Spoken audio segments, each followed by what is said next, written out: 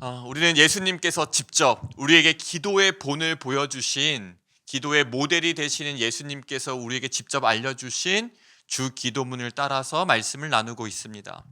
지난주에 이렇게 한 문장 좀 기억하셨으면 좋겠다 하는 마음이 들어서 오늘 다시 한번 좀 나눠드리면, 기도란 나의 뜻으로, 내 뜻과 내 생각으로 문을 열고 들어가서 나올 때는 누구의 생각으로 바뀌는 것이 기도입니까? 주님의 생각으로 바뀌는 것이 기도다 했습니다. 그래서 기도는 끊임없이 나의 간절한 소망을 아뢰는 그러한 의미도 있지만, 오늘 주님의 기도에서 알려주신 더 큰 의미는 끊임없이 주님의 뜻을 묻는 과정이다 했습니다. 마태복음 7장 9절에서 10절을 보면 이러한 내용이 나옵니다. 너희 중에 누가 아들이 떡을 달라 하는데 돌을 주며 생선을 달라 하는데 뱀을 줄 사람이 있겠느냐, 이런 구절이 나와요. 그래서 하늘에 계신 우리 아버지는 참 선하시다, 좋으시다, 옳으시다, 그래서 우리에게 가장 좋은 것을 주신다라는 의미를 담아서 이 구절이 나옵니다. 그러니까 하물며 인간 아버지도 떡을 달라 하는데 돌을 주겠냐라는 건 무엇이에요? 하나님은 인간 아버지보다 더 선하신데 우리에게 가장 좋은 거 주시지 않겠느냐, 이 구절 아닙니까? 그런데 때로는 우리에게 돌처럼 느껴지는 것들이 있습니다. 나는 돌이에요. 이건 떡이 아니라 돌입니다. 그래서 이 돌의 문제를 해결해 달라고 기도할 때가 있지 않습니까? 그런데 기도의 신비가 여기에 있는 것 같습니다. 분명히 이건 내가 먹을 수 없는, 삼킬 수 없는, 소화할 수 없는 딱딱한 돌과 같은 것이 있어요. 그래서 이 돌을 가지고 하나님 앞에 가지고 나아가는 것이죠. 그런데 기도의 신비는 무엇입니까? 분명히 이거 예수 믿지 않는 사람들, 하나님을 아버지라 부르지 않는 사람은 도저히 이해할 수 없는 신비가 여기서 벌어지잖아요. 삼킬 수 없는 돌이었어요. 너무 단단하고 딱딱한 돌이었어요. 그런데 그 돌을 가슴에 얹히도록 품고 하나님께 나아갔는데, 시간이 지나 보니 이 돌이 아니라 하나님 주신 떡이었구나라는 것을 경험하게 되는 순간과 신비가 있다는 것이죠. 이게 하나님의 놀라운 섭리 아닙니까? 우리는 이것을 경험했습니다. 돌이어서 다 내던지고 싶은 거예요. 멀리 돌을 내던지고 싶은 거예요. 그런데 내던질 수 없어서 돌을 품고 갔는데, 시간이 지나니 여기에 하나님의 섭리가 있었구나, 뜻이 있었구나, 은혜가 있었구나. 그래서 떡을 달라 하는데 돌을 주겠냐, 이거는 나의 관점에서는 돌일 수 있는 것이죠. 그러나 하나님의 관점에서는 그건 분명히 하나님은 사랑하는 자녀에게 돌 주시지 않습니다. 내 눈에는 모나고 딱딱하고 날카로운 돌처럼 보이나 하나님은 자녀에게 돌 주시지 않습니다. 돌처럼 보이는 것들, 시간 지나면 분명히 하나님께서 우리에게 주신 떡이었음을, 은혜였음을, 섭리였음을, 그 가운데에서도 하나님의 뜻이 있었음을 발견하게 될 줄로 믿습니다. 이제 오늘 읽은 성경 구절 나눌 텐데요. 주기도문의 전반부는 하나님 자신을 위한 기도였다면, 이제 후반부에 와서는 우리를 위한 기도로 이렇게 전환됩니다. 오늘 우리에게 일용할 양식을 주시옵고, 우리가 우리에게 죄 지은 자를 사하여 준 것 같이 우리 죄를 사하여 주시옵고, 우리를 시험에 들게 하지 마시옵고, 다만 악에서 구하시옵소서. 그런데 우리 자신을 위한 기도로 지금 넘어왔어요. 여기에 특징이 있다는 걸 발견하셨을 겁니다.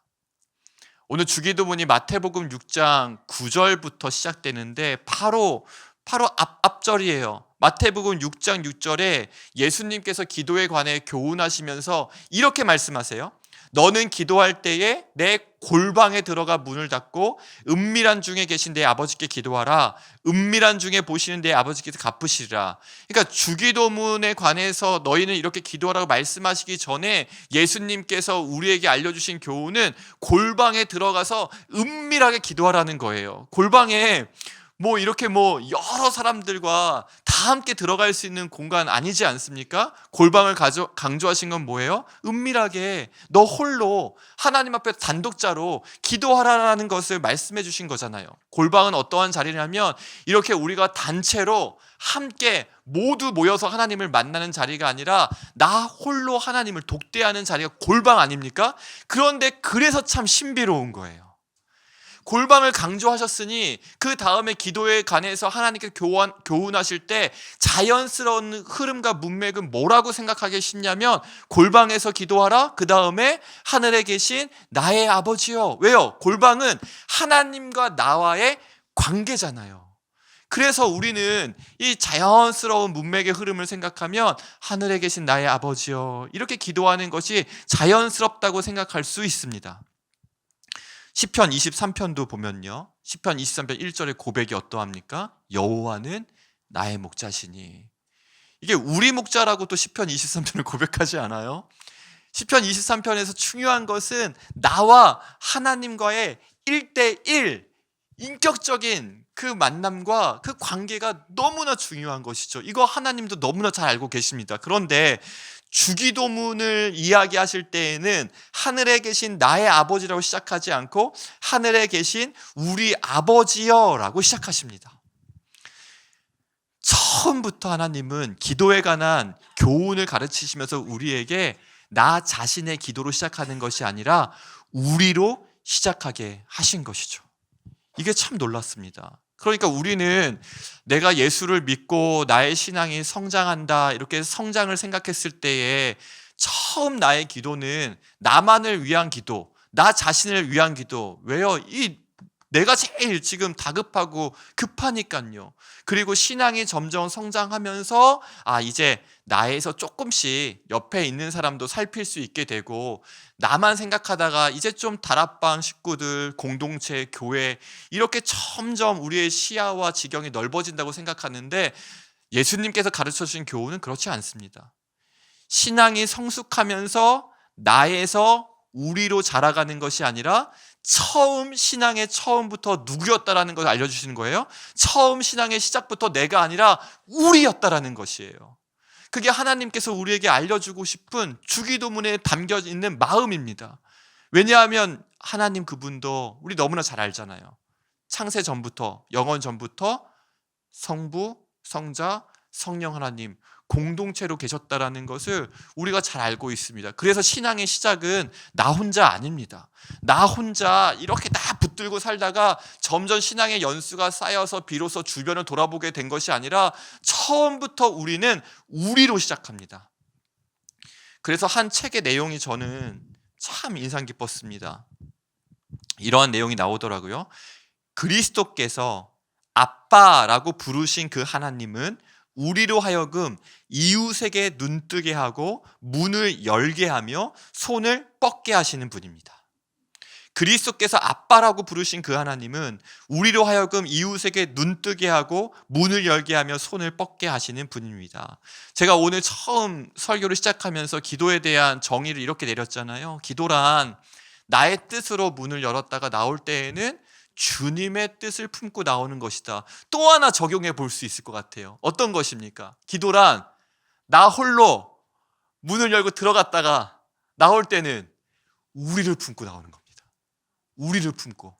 그래서 하나님이 하늘에 계신 우리 아버지여라고 시작하신 것이죠. 김영복 목사님이 쓰신 주기도문에 관한 책을 보면 더 이렇게 강조해서 이렇게 설명했어요. 하나님을 제대로 만났다면 이웃의 눈을 뜨게 되어 있습니다.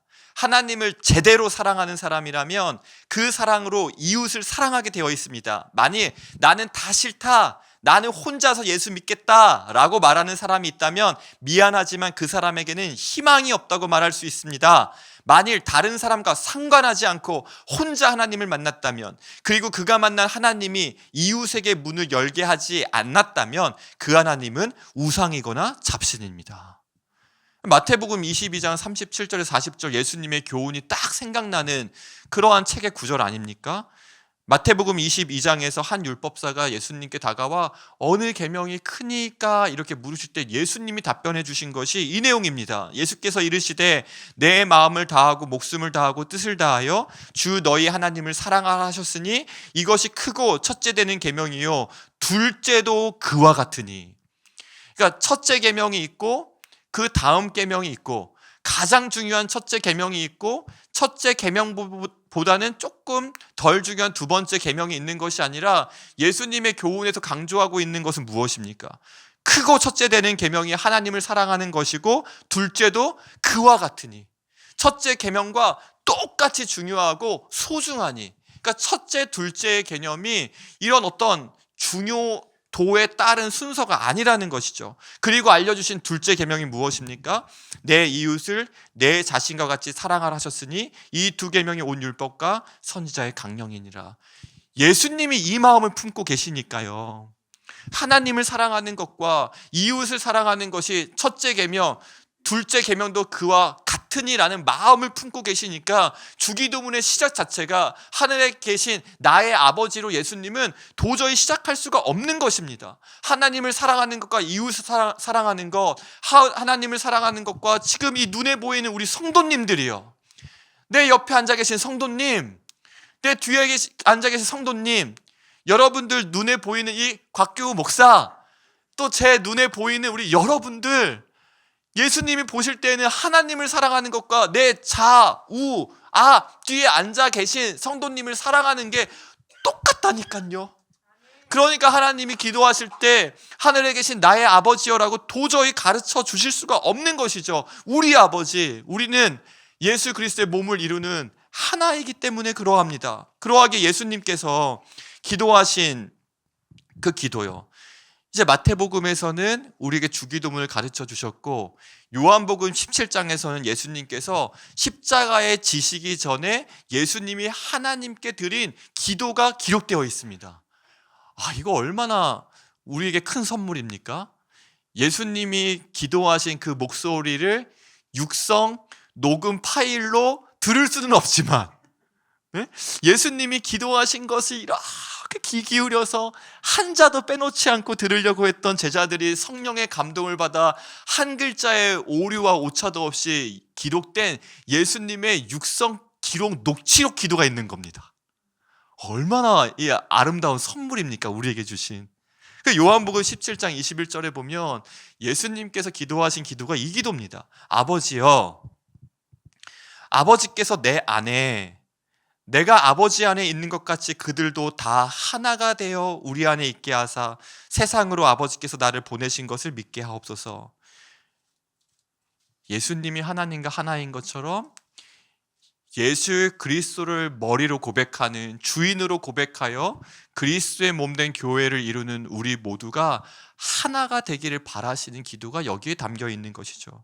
그래서 저는 이 기도와 함께 주기도문을 묵상하면서 예수님의 마음이 이렇게 좀 제 마음에 와닿더라고요. 예수님의 기도를 좀 제가 이렇게 풀어서 썼습니다. 하나님 아버지, 저들이 하나가 되어 처음 기도를 배운 그 순간부터 마지막 시간까지 내가 아닌 하나 된 우리로 아버지 하나님께 기도하게 하옵소서. 그러고 보니까요, 얼마나 제가 감사했는지 모릅니다. 내가 정말 많은 기도의 빚을 지고 있구나라는 생각이 든 것이에요. 아직은 신앙이 미성숙해서 막 주변 사람을 돌아보지 못하고 나의 하루, 나의 일용할 양식, 나의 꿈, 나의 비전, 나의 야망, 이것을 막 붙들고 나 자신 붙들고 기도할 때에 누군가는 예수님께서 가르쳐 주신 이 주기도문을 깨달은 우리 믿음의 선배들이, 영적인 부모님들이, 또 스승들이 나는 나밖에 모르고 기도할 때에 누군가가 나를 위해 우리라는 이름으로 고백하고 기도해 주었기 때문에 제가 이 시간 이 자리에 있다는 것이 너무나 마음에 크게 은혜로 와 닿는 것입니다.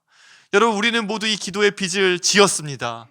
내 살기 급급해서 내 자신의 문제로 씨름하고 분투하고 싸울 때에 믿음의 성숙한 선배님들이, 우리의 영적인 스승들이, 영적인 리더들이 나를 마음에 품고 우리라는 이름으로 기도해 주었기 때문에 오늘 우리가 이 자리에 서 있는 줄로 믿습니다. 이것이 얼마나 큰 은혜입니까?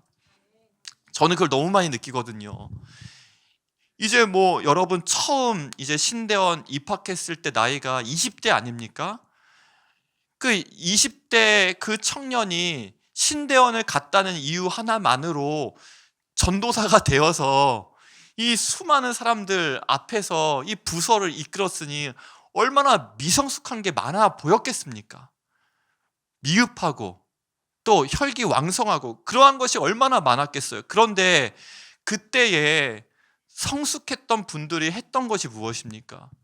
전도사와 나를 분리하는 것이 아니라 우리 전도사님, 그러니까 미성숙한 모습이 보일 때 그것을 뭔가 농객이 되어서 평론가가 되어서 비평하고 비판하는 것이 아니라 우리니까, 전도사의 그 미성숙함을 그 영적인 선배님들이 우리의 기도의 제목으로 저한테 막 직접적으로 공격하거나 비난하거나 비판한 것이 아니라 그 기도의 자리에서 우리를 품고 기도해 주신 거예요.